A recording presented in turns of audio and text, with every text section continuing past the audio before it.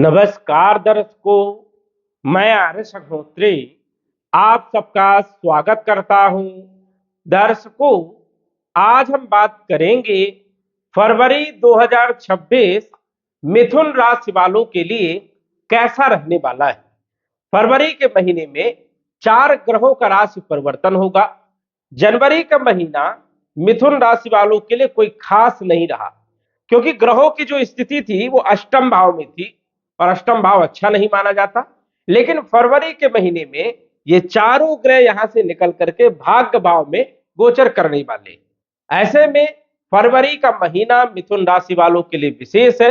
इन ग्रहों के राशि परिवर्तन से किरकिर क्षेत्रों पर क्या क्या बदलाव देखने को मिलने वाला है, हम विस्तार से जानेंगे और आपके संपूर्ण क्षेत्रों के बारे में विस्तृत चर्चा करेंगे। तो आइए जानते हैं।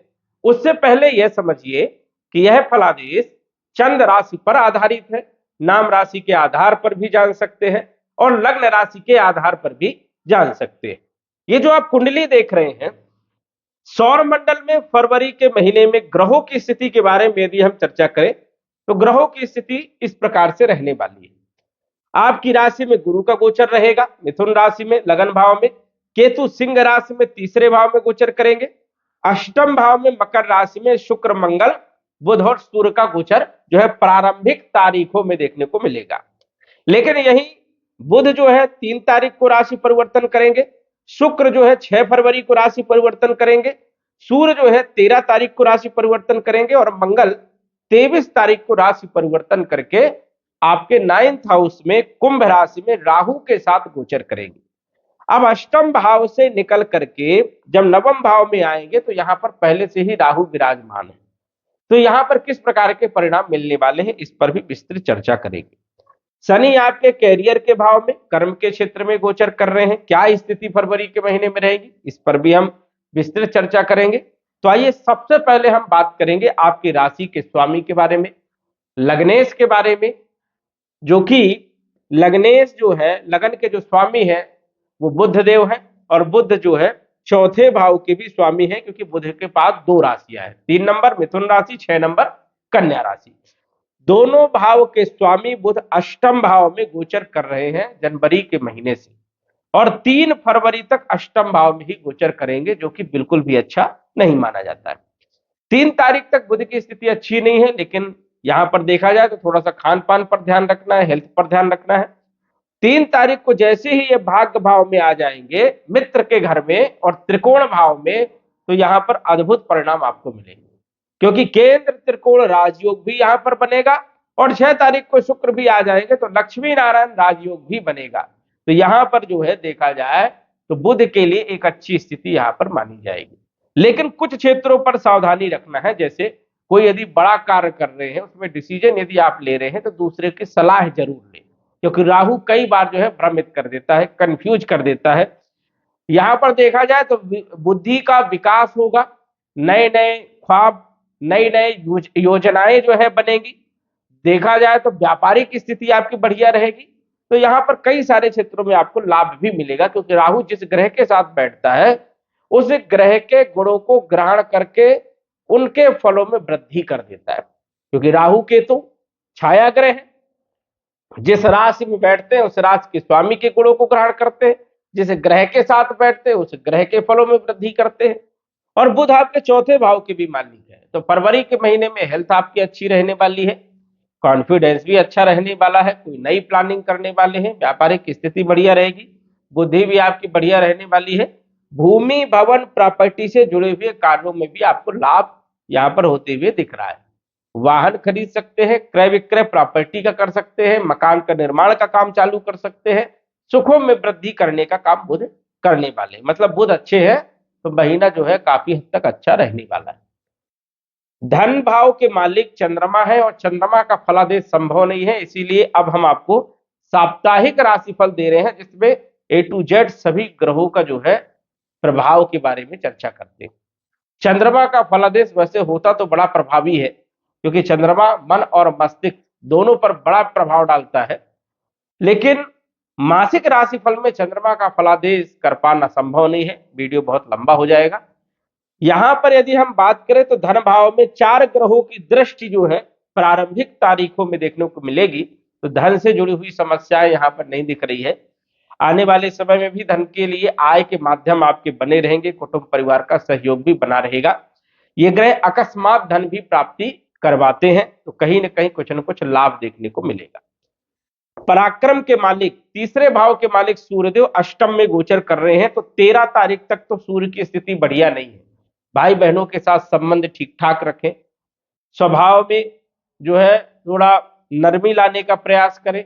यात्राएं यदि कर रहे हैं, लंबी यात्रा कर रहे हैं तो बचे, छोटी यात्राएं करें, यात्राओं को अवॉइड करें। ग्रीन कार्ड, पासपोर्ट, वीजा इनसे जुड़े हुए काम कर रहे हैं, अटकेंगे, परेशानियां आएंगी, कार्यों में डिले होगा। कम्युनिकेशन स्किल के लिए भी थोड़ा सा ध्यान रखना है। तो सूर्य जो है 13 फरवरी तक अच्छे नहीं है।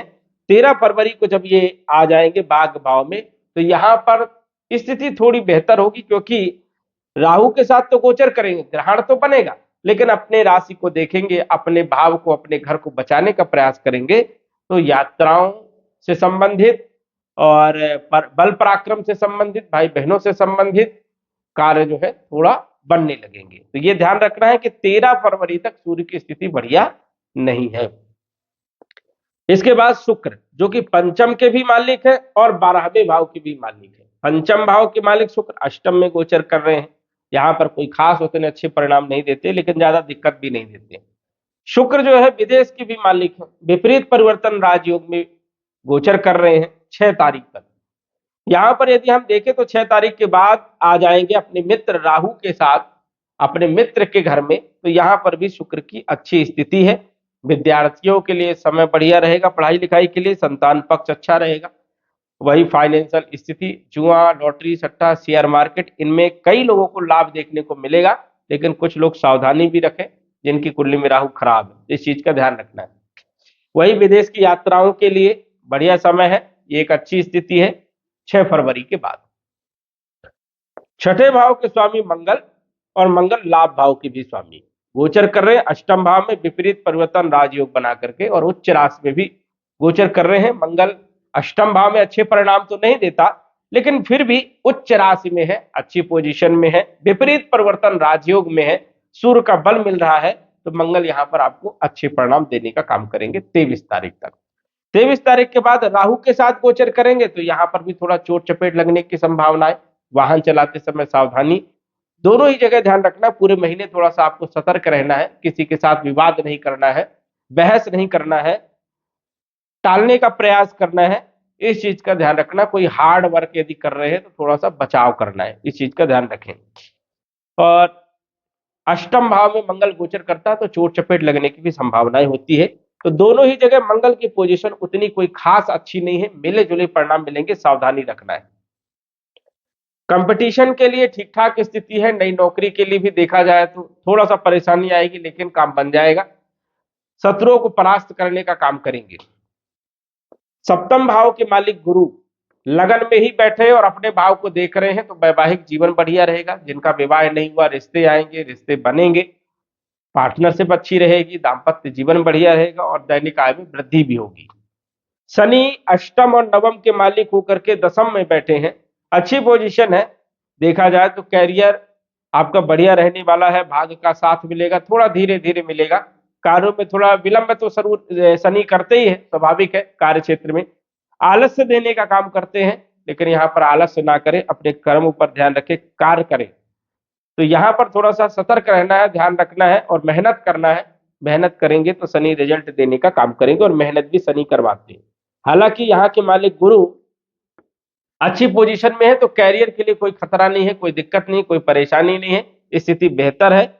और कहीं ना कहीं जो है 15 तारीख के बाद और अच्छी स्थिति यहाँ पर रहेगी। लाभेश मंगल अष्टम में बैठे हैं, जो कि मिले जुले परिणाम जो है देने का काम करेंगे। लाभ होगा, इच्छा की पूर्ति भी होगी, थोड़ा प्रयत्न जो है करना पड़ेगा। तो मिथुन राशि वालों के लिए जनवरी से बेहतर फरवरी का महीना रहने वाला है, और कई सारे क्षेत्रों में अच्छा लाभ भी मिलने वाला है। इससे लाभ का जो है आपको फायदा उठाना है। उपाय की यदि हम बात करें तो इस महीने आपको सूर्य को जल देना है, मंगल के बीज मंत्र का जप करना है, ओम अंग अंगारकाय नमः। बुध के मंत्र का भी जप यदि करते हैं तो बेहतर रहेगा, ओम बुम बुधाय नमः। शुक्र के मंत्र का भी जप यदि करते हैं तो भी बेहतर रहेगा। ओम सुम शुक्राय नमः, इन मंत्रों का जप भी करें, जिससे स्थिति आपकी बेहतर रहे और अच्छे लाभ जो है आपको मिलते रहे। तो दर्शकों, आज बस इतना ही। धन्यवाद। यदि आप अपनी कुंडली का विश्लेषण घर बैठे करवाना चाहते हैं तो दिए गए व्हाट्सएप नंबर से संपर्क करें। साधारण फीस जमा करके आप अपनी कुंडली का विश्लेषण फोन के माध्यम से घर बैठे ही करवा सकते हैं और जान सकते हैं अपने भूत, भविष्य और वर्तमान के बारे में। धन्यवाद। WhatsApp number 94798939